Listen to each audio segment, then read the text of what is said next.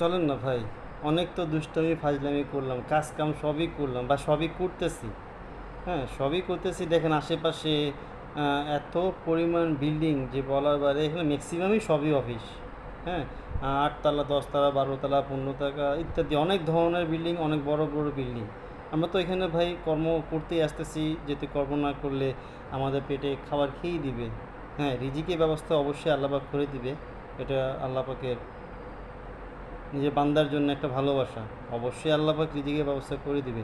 কিন্তু ভাই আল্লাহ পাক যে রিজিকের ব্যবস্থা করে দিবে, তা আল্লাহর জন্যও তো আমাদেরকে করতে হবে, তাই না ভাই?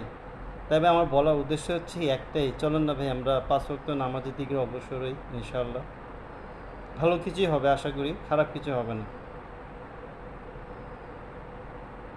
ইনশাআল্লাহ ভাই। আমরা চেষ্টা করি সবাই যাতে 5 ওয়াক্ত নামাজ, হ্যাঁ, জামাতের সাথে আদায় করে তারপরে আবার আমরা যে যা কাম করি, আড্ডা মারবো, অফিস করব, দুষ্টামি করবো, ফাজলামি করবো, সবই করব, কিন্তু ভাই আমরা 5 ওয়াক্ত নামাজ পড়ি। আসসালামু আলাইকুম।